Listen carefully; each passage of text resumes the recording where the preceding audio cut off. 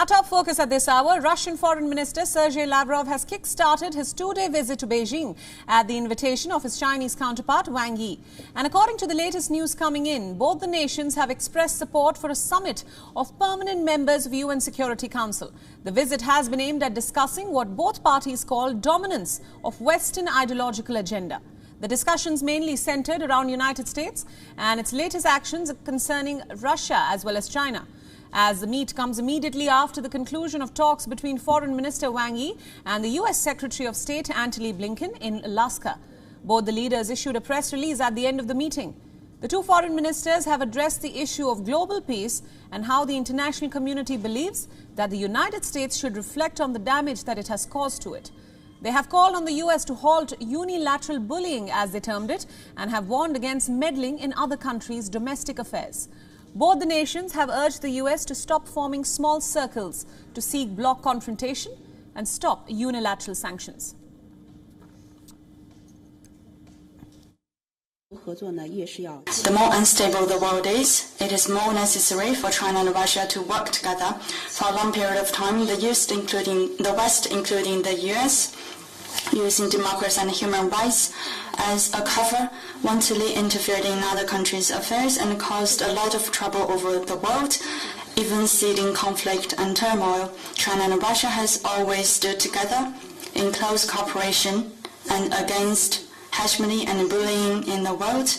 We've become a pillar for world peace and stability.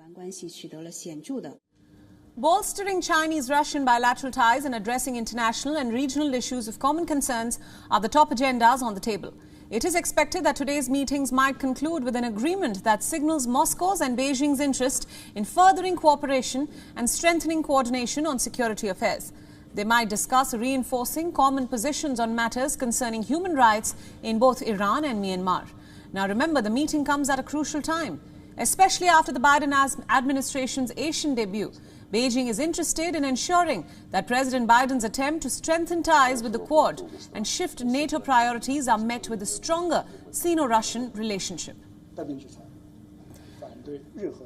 Now, for more on this story, WION's correspondent Julia Chapman is joining us live from Moscow. Julia, welcome to WION World is One. Now, the Russian foreign minister is in China at the invitation of his Chinese counterpart. Do we see a strong alliance between Russia and China against the West, primarily the United States? And what can we expect to be the outcome of these talks? That's right. This meeting really is another indicator of the growing warmth between Russia and China, which has been developing now for several years, particularly as both countries are increasingly isolated from the West, finding themselves the target of sanctions and criticism for their various actions. Indeed, just in the last few days, we've seen both Russia and China the target of Western ire. We saw some difficult talks between China and the US in Alaska last week. We saw the Russian ambassador to Washington recalled to Moscow over the weekend following Joe Biden's comments that he thought President Vladimir Putin was a killer. So really a tense moment between both Russia and China and the United States. And so that really does see Russia and China coming closer together, closer than ever. We saw Foreign Minister Sergey Lavrov arriving in China yesterday, and there was a photograph of him with open arms as he walked towards his Chinese counterpart. So really very warm relations between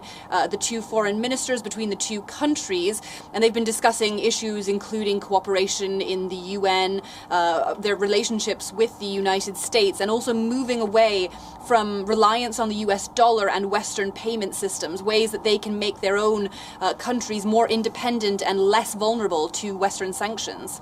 Right. Now, Julia, there's been plenty of friction between the US and Russia lately after President Biden's remarks. And the US and China, too, have a tense standoff. In all of this, how will Russia and China benefit from standing together? Well, they say that they can create an economic alliance, not a formal one, of course, but certainly growing ties between the two countries.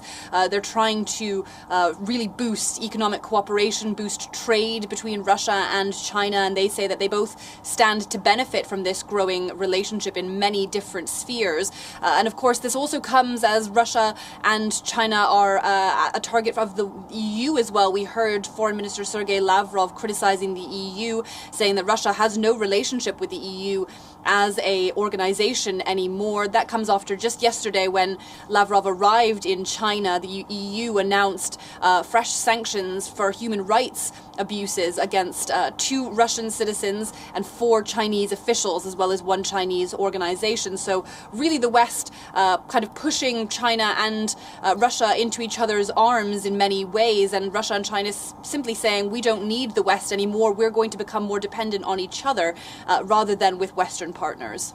Right. All right, Julia, thank you so much for all your inputs. We'll leave it there. Thank you for joining us on this broadcast.